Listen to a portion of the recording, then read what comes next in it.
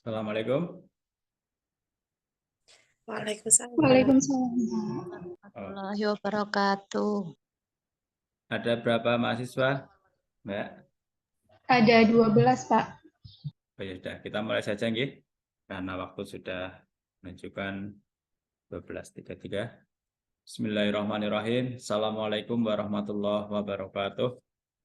Waalaikumsalam warahmatullahi wabarakatuh. Alhamdulillah wa syukurillah wa la haula wa la quwata illa billah wassalatu wassalamu ala Rasulillah Muhammad sallallahu alaihi wasallam. Terima kasih atas kehadirannya seluruh mahasiswi semua ya. Ya, enggak ada mahasiswanya ya.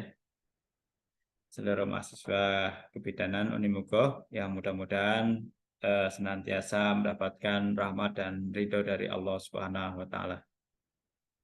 Demikian, mari kita mulai pembelajaran ini dengan sama-sama melafadzkan basmalah. Bismillahirrahmanirrahim. Bismillahirrahmanirrahim. Bagaimana dalam RPS nanti diawali presentasi oleh mahasiswa yang bertugas terkait tema hari ini atau siang ini, yaitu matan keyakinan dan cita-cita hidup Muhammadiyah. Matan ya, bukan mantan. Untuk yang bertugas sudah siap? Sudah, Pak. Sudah, oke ya, silakan saja, nggak apa-apa, langsung dipresentasikan. Nanti tanya jawab selain ini.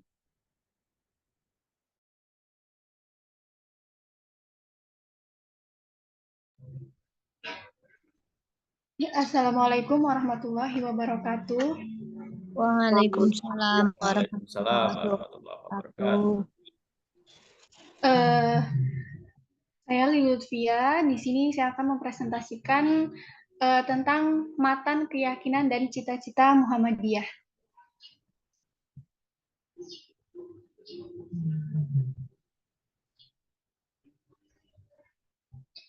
Yang pertama ada sejarah perumusan matan keyakinan dan cita-cita hidup Muhammadiyah.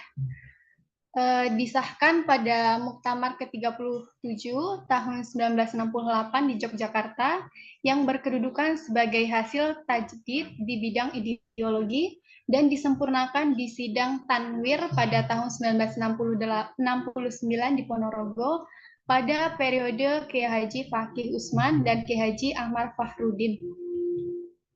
Kemudian ada isi matan keyakinan dan cita-cita hidup Muhammadiyah. Yang pertama, Muhammadiyah adalah gerakan Islam dan dakwah amar ma'ruf nahi mungkar, berakidah Islam dan bersumber pada Al-Quran dan Sunnah, bercita-cita dan bekerja untuk terwujudnya masyarakat utama, adil, makmur yang diridhoi Allah Subhanahu wa taala untuk melaksanakan fungsi dan misi manusia sebagai hamba dan khalifah Allah di muka bumi. Kemudian isi yang kedua, Muhammadiyah berkeyakinan bahwa Islam adalah agama Allah yang diwahyukan kepada Rasulnya sejak Nabi Adam, Nabi Nuh, Ibrahim, Musa, Isa, dan seterusnya sampai kepada Nabi penutup, yaitu Nabi Muhammad SAW, sebagai hidayah dan rahmat Allah SWT kepada umat manusia sepanjang masa, dan menjamin kesejahteraan hidup material dan spiritual, duniawi, serta ukhrawi. Isi yang ketiga dari matan adalah Muhammadiyah dalam mengamalkan Islam berdasarkan Al-Quran dan Sunnah.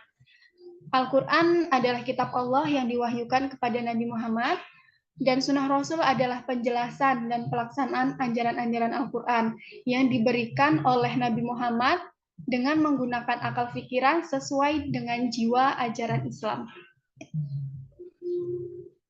Kemudian isi yang keempat adalah Muhammadiyah bekerja untuk melaksanakan ajaran-ajaran Islam yang meliputi bidang-bidang yang pertama ada akidah, akhlak, ibadah, dan muamalah duniawiyah. Isi yang kelima, Muhammadiyah mengajak segenap lapisan bangsa Indonesia yang telah mendapatkan karunia Allah berupa tanah air yang mempunyai sumber-sumber kekayaan untuk berusaha bersama-sama, menjadikan suatu negara yang adil, makmur, dan diridhoi Allah Subhanahu wa Ta'ala. Kemudian ada hakikat Muhammadiyah. Muhammadiyah sebagai gerakan dalam mengikuti perkembangan dan perubahan itu, senantiasa mempunyai kepentingan untuk melaksanakan amal ma'ruf nahi munkar, serta menyelenggarakan gerakan dan amal usaha yang sesuai dengan lapisan yang dipilihnya adalah masyarakat. Sebagai usaha Muhammadiyah untuk mencapai tujuan, menegakkan dan menjunjung tinggi agama Islam, sehingga terwujud masyarakat utama, adil dan makmur yang diridhoi Allah Subhanahu wa Ta'ala. Kemudian Muhammadiyah dan masyarakat. Sesuai dengan hitahnya, Muhammadiyah sebagai persyarikatan memilih dan menempatkan diri sebagai gerakan Islam amal ma'ruf nahi munkar dalam masyarakat. Dengan maksud yang terutama adalah membentuk keluarga yang masyarakat sejahtera sesuai dengan dakwah jamaah. Di samping itu juga Muhammadiyah menyelenggarakan amal usaha seperti tersebut pada anggaran dasar pasal 4 dan senantiasa berikhtiar untuk meningkatkan mutunya. Muhammadiyah juga mencapai keyakinan dan cita-cita hidup yang bersumber ajaran Islam dan bagi usaha untuk terwujudnya masyarakat utama, adil, makmur, dan diridhoi Allah. Kemudian ada Muhammadiyah dan politik. Dalam bidang politik, Muhammadiyah berusaha sesuai dengan hitahnya dengan dakwah amal ma'ruf nahi munkar dalam arti dan proporsi yang sebenar-benarnya. Muhammadiyah harus dapat membuktikan secara teoritis, konsepsional, secara operasional, dan secara konkret real bahwa ajaran Islam mampu mengatur masyarakat dalam negara Republik Indonesia yang berdasarkan Pancasila dan Undang-Undang Dasar 1945 menjadi masyarakat yang adil dan makmur serta sejahtera, bahagia, material, dan spiritual yang diridhoi Allah. Kemudian Muhammadiyah dan Ukhuwah Islamiyah. Sesuai dengan kepribadiannya, Muhammadiyah akan bekerja sama dengan golongan Islam manapun, juga dalam usaha menyiarkan dan mengamalkan ajaran Islam serta membela kepentingannya. Dalam melakukan ajaran kerjasama tersebut, Muhammadiyah tidak bermaksud menggabungkan dan mensubordinasikan organisasi dengan organisasi atau institusi lainnya.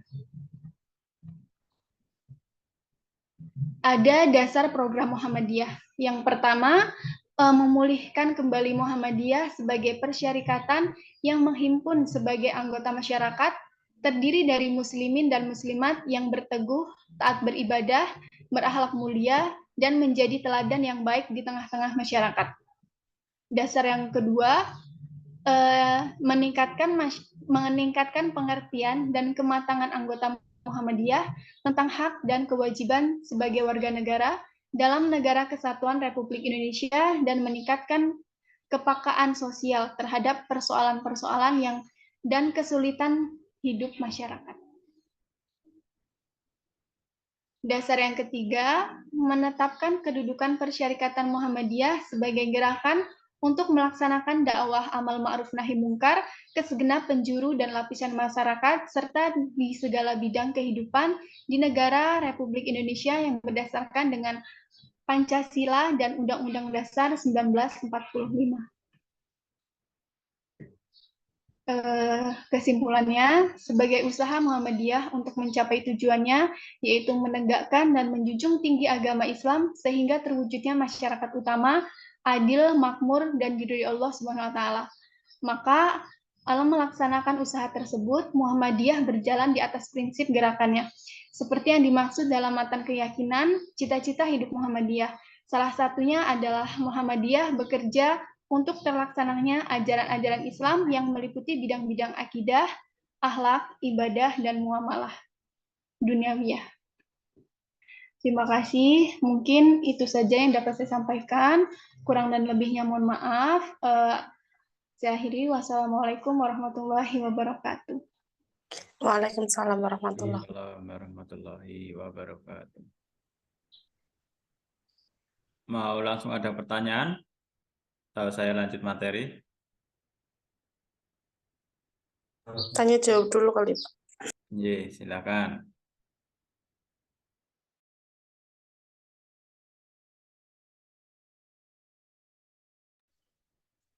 Mungkin ada teman-teman yang kurang jelas atau ingin ditanyakan, silahkan.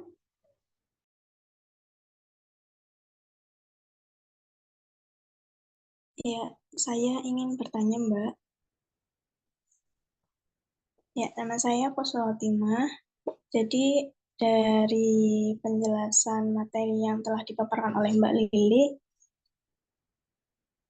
saya ingin bertanya mengenai mengapa Muhammadiyah menggunakan istilah keyakinan dan cita-cita hidup sebagai pengganti istilah ideologi.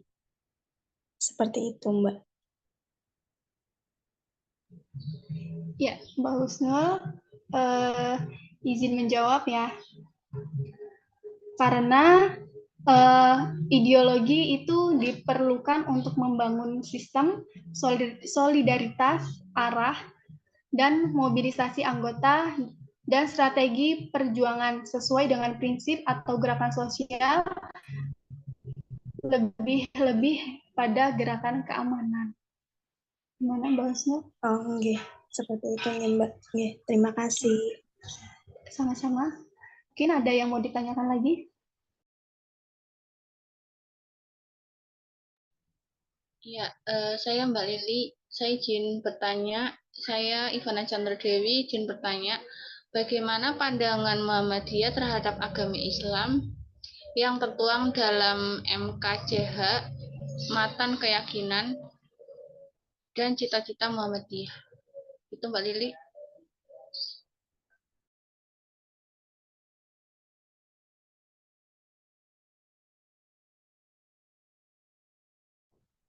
Ya, Mbak Ivana izin menjawab.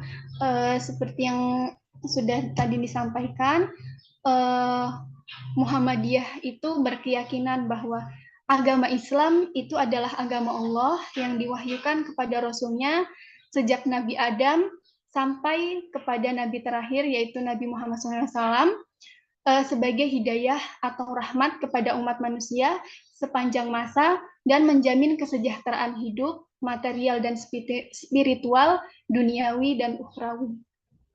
Bagaimana Mbak Ivana? Ya, terima kasih Mbak Lili. Ya, sama-sama.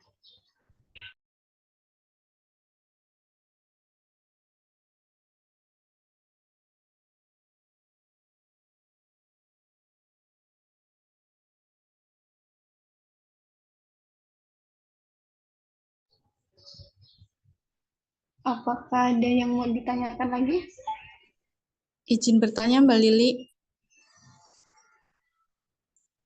Ya Mbak, silahkan. Saya Nur Wahidah. Izin bertanya kepada Mbak Lili, ya. Jelaskan fungsi dari MKCH pada zaman modern ini dan sebutkan contohnya Mbak Lili.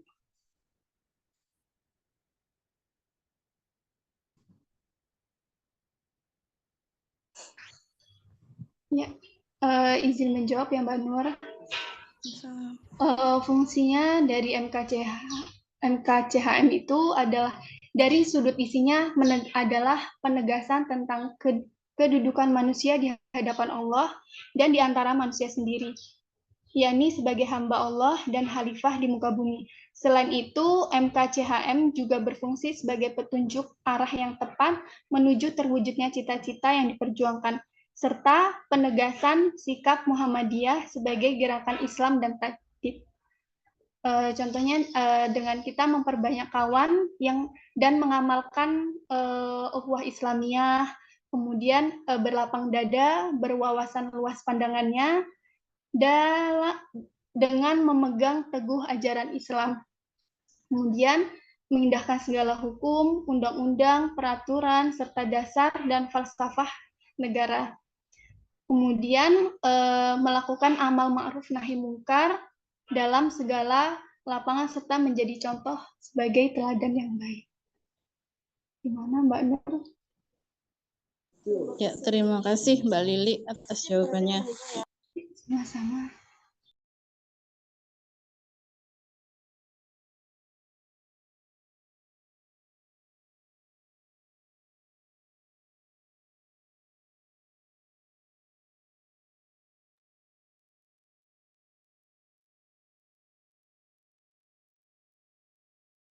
Masih ada?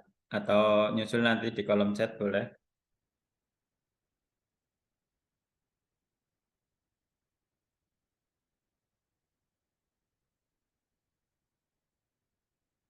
Oke, sambil nunggu kalau ada pertanyaan bisa di kolom chat gini. Saya share screen.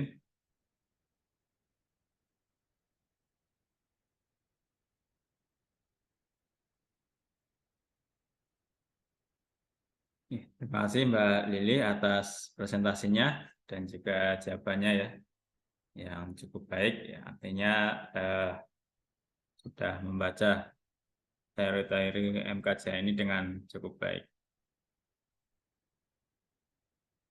Matan keyakinan dan cita-cita hidup Muhammadiyah. Ya, ada 4 pokok pembahasan. Yang pertama adalah sejarah dan rumusan MKCH Muhammadiyah. Yang kedua, hakikat Muhammadiyah. Yang ketiga, ciri-ciri Muhammadiyah. Yang keempat, visi, misi, dan tujuan Muhammadiyah. Tadi tujuan Muhammadiyah yang disampaikan oleh Mbak Lili sudah mengalami pembaruan ya. Kalau yang terbaru adalah menegakkan dan menjunjung tinggi agama Islam sehingga terwujud masyarakat Islam yang sebenar-benarnya.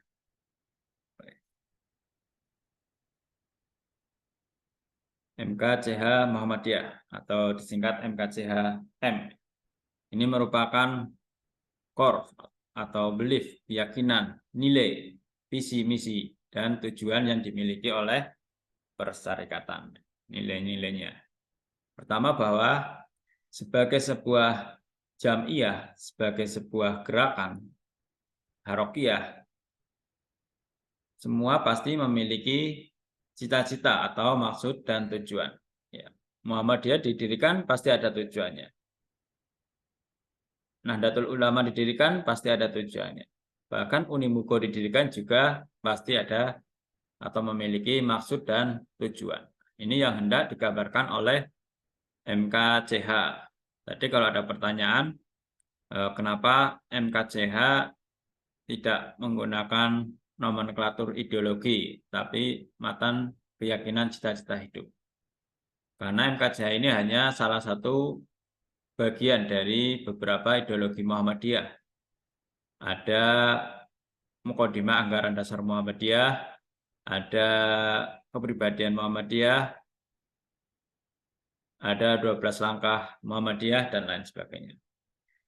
Kemudian yang kedua, kekuatan, kejayaan, dan kelangsungan jam'iyah atau gerakan tergantung pada kemuliaan dan keluhuran cita-citanya. Ini yang akan kita dapati dalam pelajaran sejarah, bahwa jika ada sebuah organisasi tidak memiliki tujuan mulia, maka organisasi itu umurnya akan pendek. Karena kezaliman, kebatilan, kemungkaran pasti umurnya pendek dan tidak akan bisa berlangsung lama. Ketika cita-cita tersebut dirumuskan dalam core belief, core value, visi, misi, dan tujuan organisasi. Cita-cita didirikannya sebuah jam'iyah. Kalau ada pertanyaan bisa langsung buka speaker nih. Kemudian yang keempat, core value ini, nilai inti ini menjadi pedoman dasar perjuangan bagi pimpinan persyarikatan dan juga bagi anggotanya. Visi atau khitoh ini merupakan blueprint atau arah gerak dan perjuangan persyarikatan atau sebuah organisasi.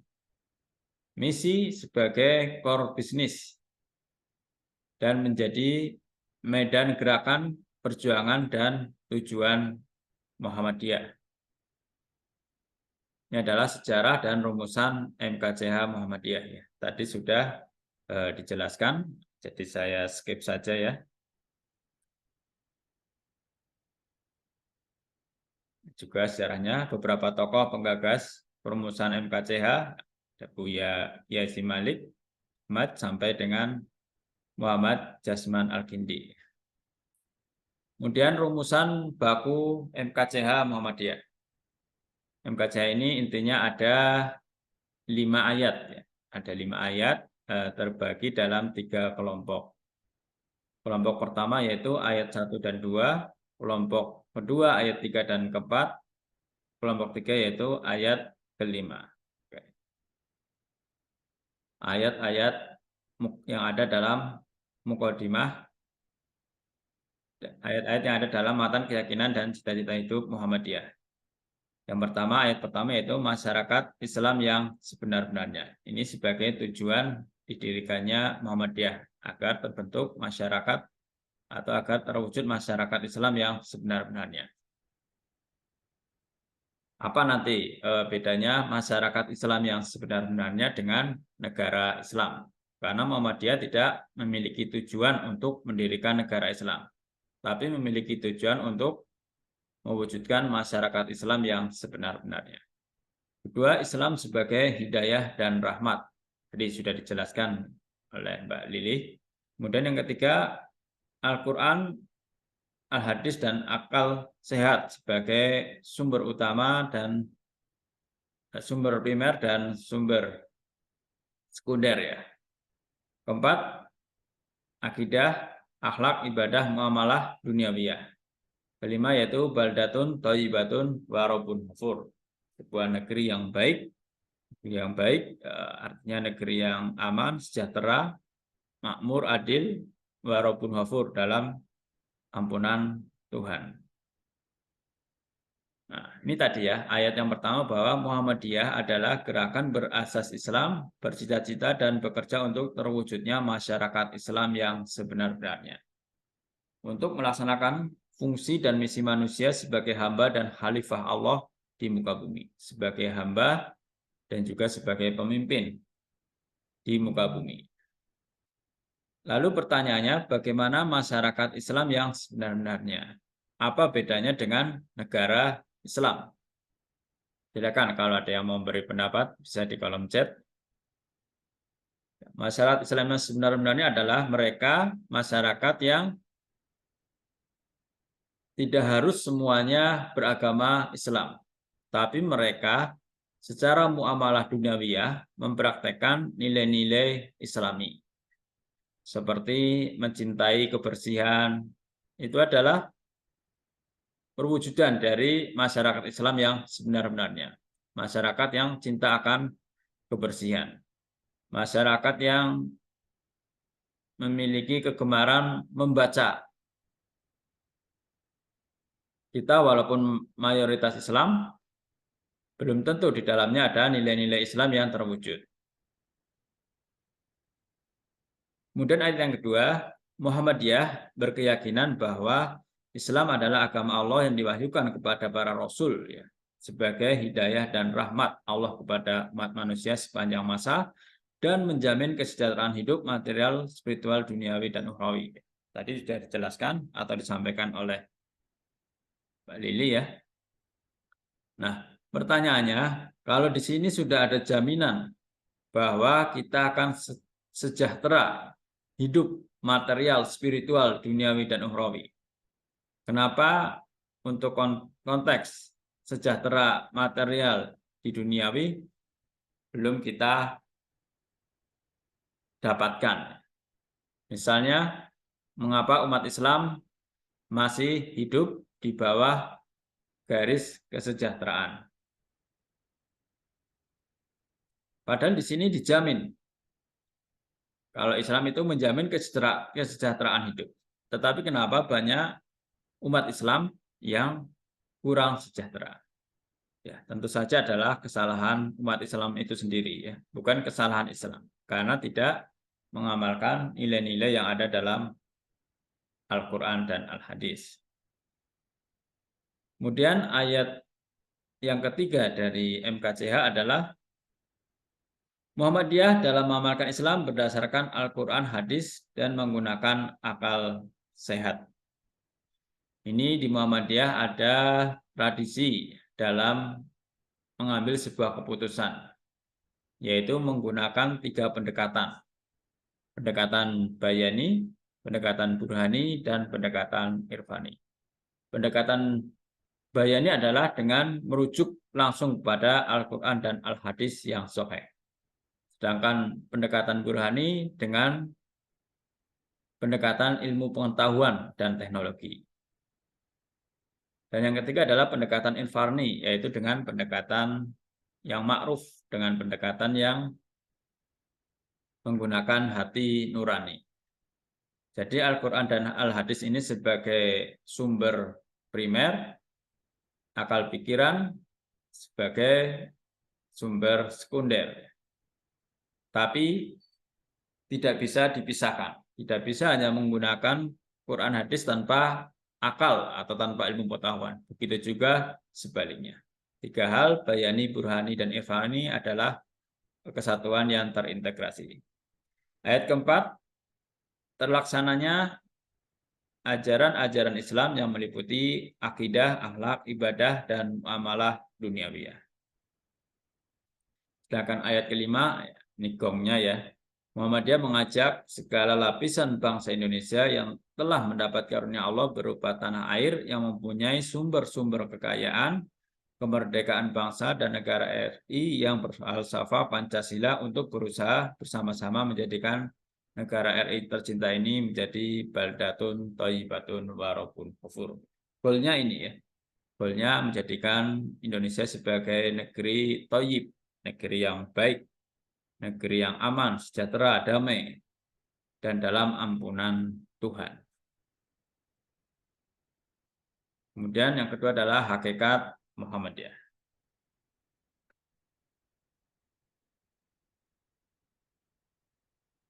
Pertama dari aspek teologisnya, nanti kita tinjau, kemudian dari aspek historis, sejarah, budaya, sosiologis, dan aspek politik, ya, hakikat Muhammadiyah. Pertama dari perspektif teologis. Ya. Muhammadiyah adalah gerakan Islam, dakwah amar ma'ruf nahi mungkar, berakidah Islam bersumber pada Al-Quran dan As-Sunnah Al-Maqbulah. Gerakan Islam artinya gerakan yang membawa nilai-nilai atau risalah-risalah Islam. Dakwah artinya mengajak. Dakwah itu artinya mengajak. Dakwah amar ma'ruf nahi mungkar yang mengajak menegakkan yang ma'ruf dan mencegah yang mungkar. Dakwah amar ma'ruf nahi mungkar ini hukum asalnya adalah fardu kifayah. Ketika sudah ada orang lain yang menjalankan, maka tidak ada kewajiban kita ikut menjalankan. Tetapi ketika belum ada yang menjalankan dakwah atau ajakan amar ma'ruf nahi mungkar ini, maka hukumnya berubah menjadi fardu ain yang wajib kita laksanakan. Berakidah Islam bersumber pada Al-Quran dan As-Sunnah Maqbulah, artinya hadis Nabi yang diterima.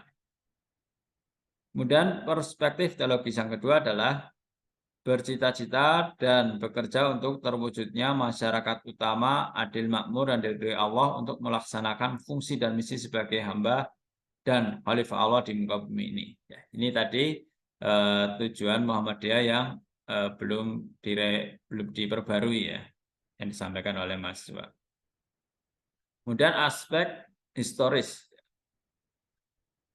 Pertama, Muhammadiyah merupakan harokoh atau gerakan keagamaan yang dalam sejarahnya selalu berusaha merespon berbagai perkembangan kehidupan dengan senantiasa rujuk dan Al-Quran was Sunnah. Ya, selalu. Kemudian aspek historis yang kedua adalah di satu sisi sejarah selalu melahirkan berbagai persoalan. Pada sisi yang lain Islam menyediakan referensi normatif atas berbagai persoalan itu. Tinggal bagaimana kita menafsirkan antara teks-teks tekstual yang ada dalam Al-Quran hadis dengan teks kontekstual yang ada dalam perkembangan zaman. Kemudian yang ketiga dari perspektif historis adalah orientasi pada dimensi ilahiyah. Inilah yang membedakan Muhammadiyah dengan gerakan sosial kultural lainnya. Banyak sekali gerakan sosial selain Muhammadiyah, tapi dimensi ilahiyah inilah yang membedakan saat itu Muhammadiyah berdiri sebagai ormas tertua di Indonesia. Kemudian dari aspek budaya, perspektif budaya, Muhammadiyah merupakan state of mind, punya mindset ya, state of mind mindset, yaitu mengembangkan pemikiran keislaman meliputi segala sesuatu yang berkaitan dengan tuntunan kehidupan keagamaan secara praktis, wacana moralitas publik, dan diskurs keislaman, seluruh aspek kehidupan. Ya. Muhammadiyah berusaha menyelesaikannya melalui proses penafsiran dinamik tadi yang saya sampaikan melalui 3 pendekatan, bayani, burhani, dan irfani. Normativitas dengan adin, tekstual, Al-Quran, hadis, historis kekinian dengan ilmu pengetahuan, dan prediksi masa depan. Ini biasanya dengan irfani ya. Kemudian yang ketiga, dari perspektif budaya adalah dengan demikian diharapkan ruhul istihad, istihadnya yaitu tajdid ya, ruhul istihad tajdid dalam pemurnian di bidang akidah, akhlak, dan ibadah mahdoh, serta pembaruan dalam bidang muamal duniawiyah terus tumbuh dan berkembang. Ada aspek pemurnian dan pembaruan. Keempat, dari perspektif sosiologis. Yang pertama, bahwa Muhammadiyah adalah gerakan sosial yang selalu berusaha menjawab tantangan zaman dengan visi keislaman dan gerakan sosial yang dikembangkan. Kita melihat terus berubahnya dari zaman ke zaman ya, gerakan sosial yang dilakukan oleh Muhammadiyah. Kemudian yang kedua, visi keislaman Muhammadiyah adalah Islam yang berkemajuan dan memiliki semangat filantropis.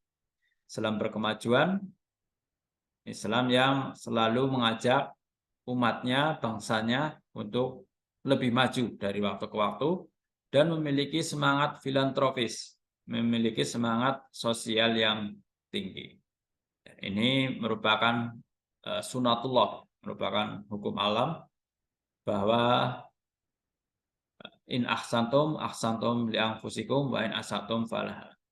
Jika kamu berbuat baik kepada orang lain, maka sesungguhnya kamu berbuat baik pada dirimu sendiri.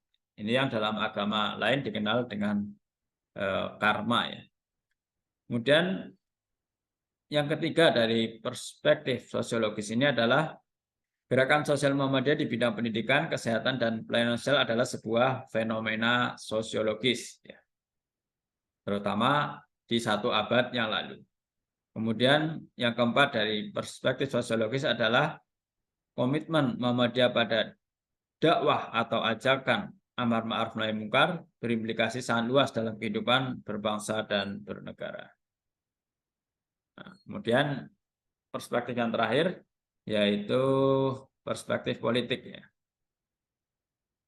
Walaupun Muhammadiyah bukan partai politik, Muhammadiyah merupakan kekuatan politik dan pressure group yang signifikan. Kenapa? Walaupun bukan partai politik, tapi memiliki kekuatan politik. Karena tentu memiliki amal usaha, memiliki kekayaan, memiliki bargaining power, dan memiliki anggota yang tidak sedikit. Sehingga bisa menjadi kekuatan politik, tapi bukan kekuatan politik praktis. Karena politik yang dianut Muhammadiyah bukan politik praktis, tapi politik adiluhung. Misalnya dengan melakukan jihad konstitusional terhadap undang-undang yang merugikan negara dan rakyat.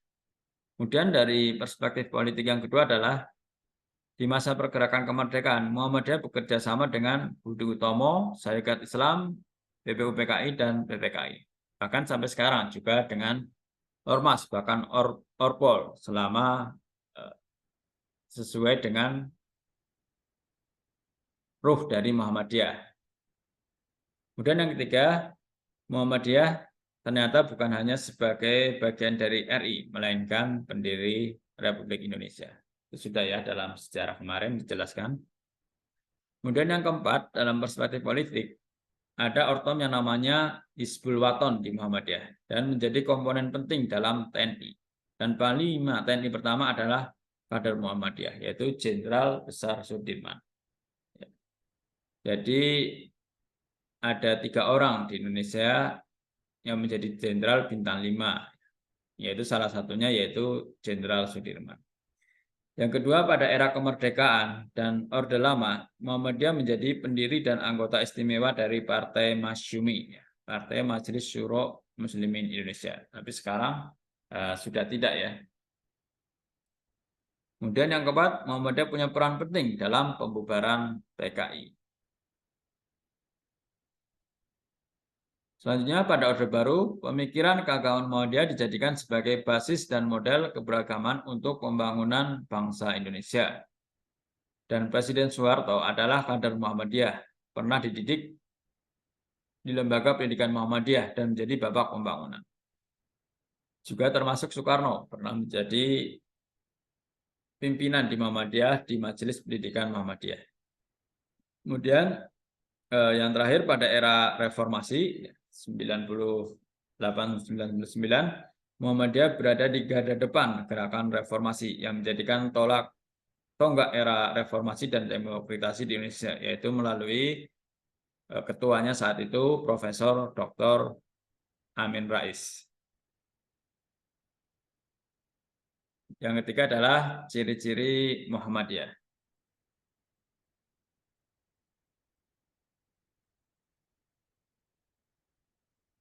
Ciri-ciri ini nanti yang akan membedakan ya Muhammadiyah di awal pendirian.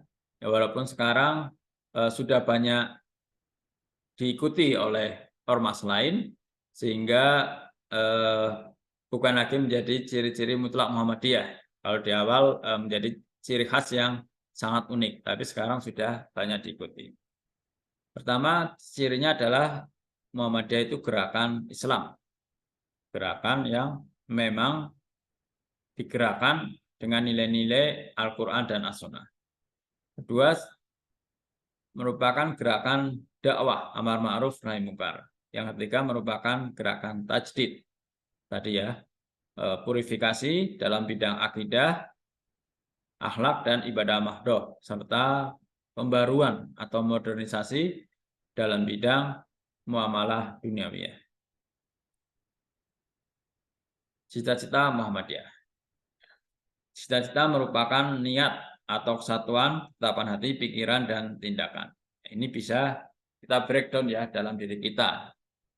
Apa cita-cita kita, misalnya dengan berkuliah di Unimugo. Kemudian kedua, Muhammadiyah memiliki cita-cita ideal, yaitu mewujudkan masyarakat Islam yang sebenar-benarnya. Sama, kita breakdown juga, apa kita juga punya cita-cita ideal. Cita-cita ideal Muhammadiyah ini, sekalipun Indonesia tidak semuanya menganut agama Islam, tapi harapannya dalam aspek muamalah duniawiyah, warga Indonesia menjalankan nilai-nilai Islam.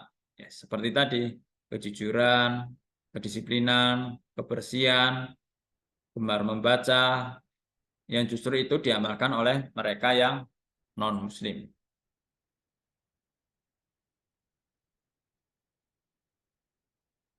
Ini ADART ya, walaupun sebagai ideologi, tentu karena ini buatan manusia, tentu mengalami perubahan, baruan sesuai dengan konteksnya.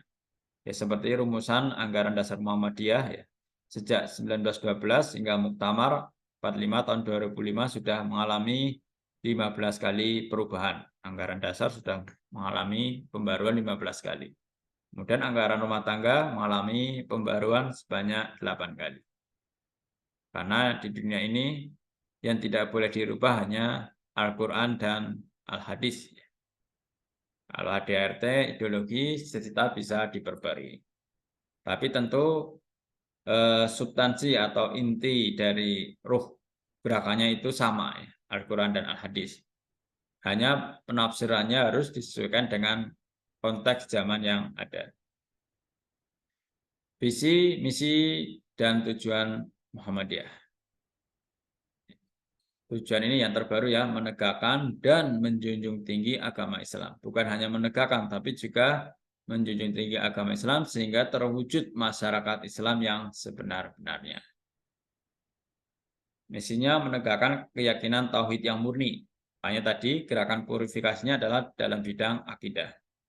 Kedua, memahami agama dengan menggunakan akal pikiran atau ilmu pengetahuan sesuai dengan jiwa Islam dalam menyelesaikan persoalan-persoalan kehidupan. Ketiga, menyebarluaskan ajaran Islam yang bersumber pada Al-Quran dan Al-Hadis. Artinya dakwah, menyiarkan. Tapi la ikroha fiddin. Tapi Muhammadiyah tidak pernah memaksa. Hanya menyebarluaskan, mengajak. Tidak untuk memaksa. Karena memang tidak boleh dalam Al-Quran. La ikroha fiddin. Tidak ada paksaan dalam beragama. Kemudian yang keempat, mewujudkan amalan Islam dalam kehidupan pribadi, keluarga, dan masyarakat. Mewujudkan amalan Islam dalam kehidupan pribadi, ya, dimulai dari diri kita, keluarga, orang terdekat kita, dan masyarakat. Kemudian secara umum, tujuan dan arah gerakan Muhammadiyah adalah pertama, mempergiat dan memperdalam penyelidikan agama Islam atau penafsiran Al-Quran untuk mendapatkan kemurniannya dan kebenarannya. Jadi bisa jadi fatwa yang dikeluarkan oleh Muhammadiyah dari waktu ke waktu itu bisa berubah. Ya misalnya di tahun 2010 Muhammadiyah mengeluarkan fatwa bahwa haram hukumnya merokok. Padahal tahun sebelumnya belum ada. Tapi bisa jadi ke depan tahun berapa fatwa itu berubah sesuai dengan kedalaman ilmu atau penemuan-penemuan baru. Kemudian yang kedua, memperteguh iman, menggembirakan. Ya, yang penting ya, memperteguh iman tapi juga menggembirakan. Ya, karena dalam Al-Quran jelas ya, babasiris sabirin, beri kabar gembira ya. Dan memperkuat ibadah serta mempertinggi akhlak. Ketika memajukan dan inovasi dalam bidang pendidikan, serta memperluas iptek dan penelitian. Aspek muamalah duniawiyah. Keempat, mempergiat dan menggembirakan tabligh atau dakwah.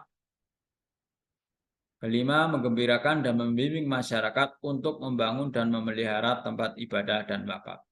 Selalu mencantumkan kata menggembirakan ya.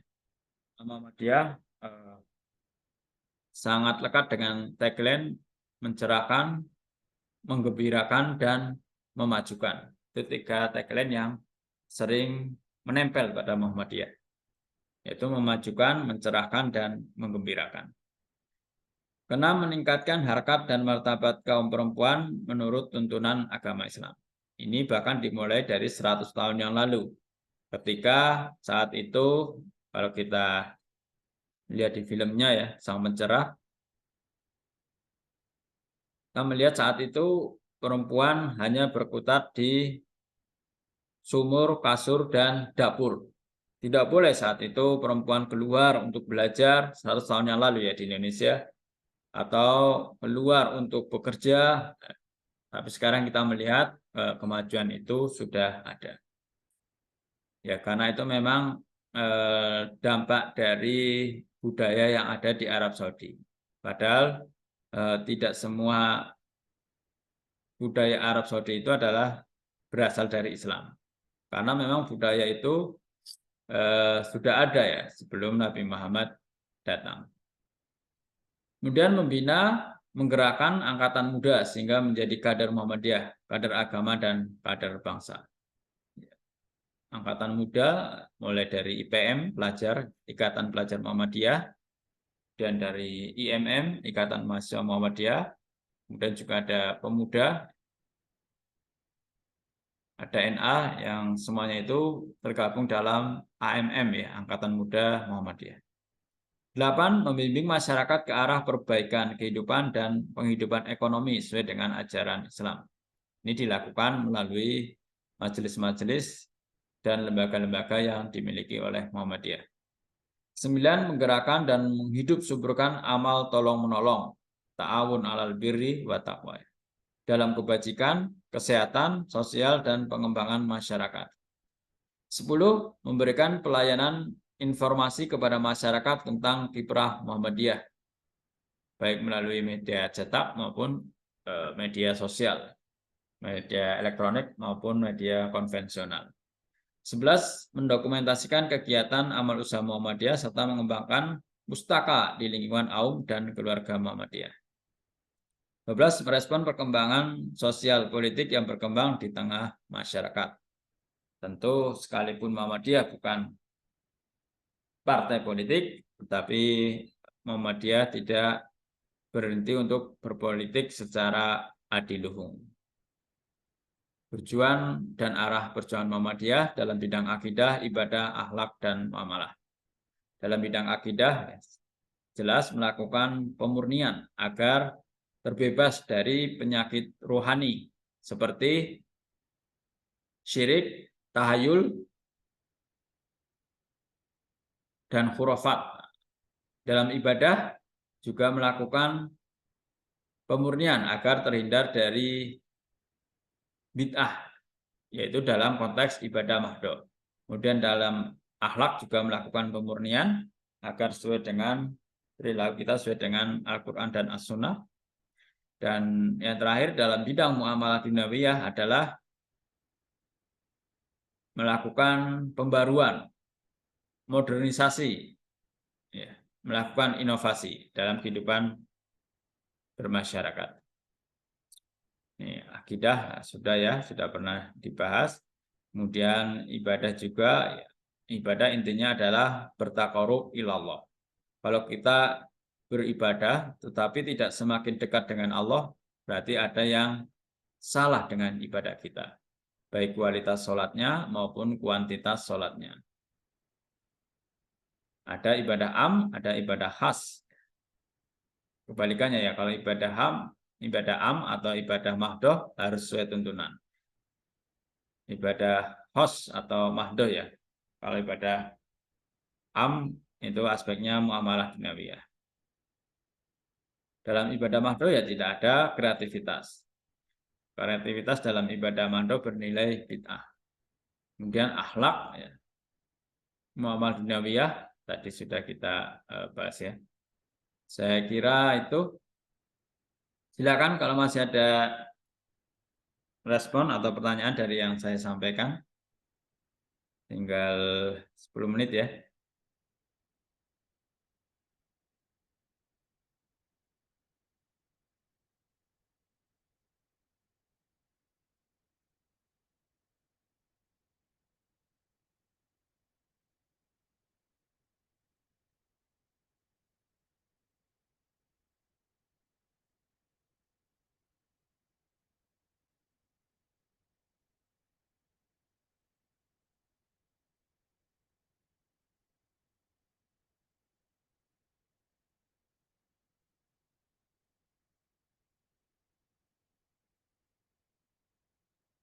Ini daftar pustakanya ya, dari beberapa buku yang saya ambilkan. Ada Teologi dan Fikih dalam Tarjih, Profesor Abdul Munir Nurhan. Ada Manhaj Tarjih Muhammadiyah, Metodologi dan Aplikasinya, dari Profesor Asmuni Abdurrahman, dan lain-lain ya, sampai Jinjar Tamimi.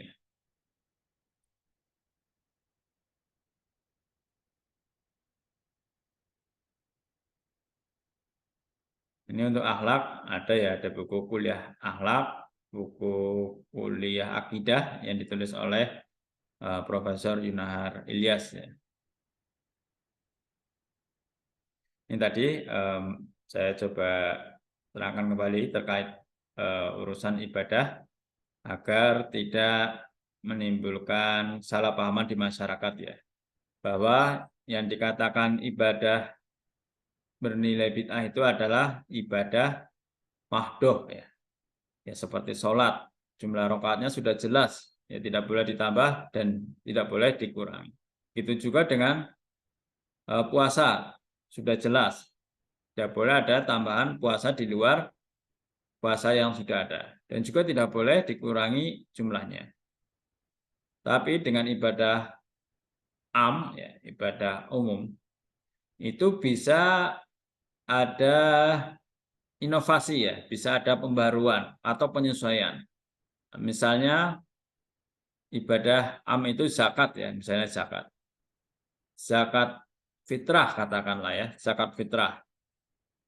Kita tidak persis melakukan seperti yang dilakukan oleh Nabi Muhammad. Nabi Muhammad katakanlah zakat fitrah dengan bahan makanan di negeri sana, ya kita juga dengan bahan makanan di negeri sini, artinya berbeda. Itu masuk ibadah am. Tapi kalau ibadah khusus atau ibadah mahdoh, ya tidak boleh diotak-atik. Ya waktu puasa misalnya dari subuh, jam puasa dari subuh sampai maghrib, ya itu sudah waktu puasa. Jangan kemudian karena merasa kuat, aku engkau baik bukannya naik isya, itu tidak boleh. Itu bid'ah namanya, karena masuk ibadah mahdoh ya, seperti sholat, puasa, haji juga ya masuk ibadah mahdoh ya. Haji ya dilakukan waktu dan tempatnya sudah ada ketentuannya di mana dan kapan. Di bulan Zulhijjah, di Mekah, Al-Mukarramah. Ya, tidak bisa kita melaksanakan haji di luar bulan Zulhijjah tersebut atau bulan-bulan haji tersebut. Atau melakukannya dengan mendirikan miniatur sendiri, mendirikan Ka'bah sendiri, mendirikan Masjidil Haram sendiri, itu juga tidak boleh. Itu ibadah khos atau ibadah mahdoh. Saya kira demikian yang saya sampaikan. Jika sudah tidak ada pertanyaan, kita akhiri saja. Ini nanti saya share linknya di Edu, dan absensi insya Allah segera saya input di simaknya. Saya kira demikian. Terima kasih atas kehadirannya. Semoga sehat selalu, sukses selalu, dan penuh dengan keberkahan. Mari kita tutup dengan membaca hamdalah. Alhamdulillah. Alhamdulillahirabbil alamin. Terima kasih. Mohon maaf atas segala kekurangan. Wassalamualaikum warahmatullahi wabarakatuh. Waalaikumsalam warahmatullahi wabarakatuh. Terima kasih, Pak. Terima kasih, Pak. Sama-sama.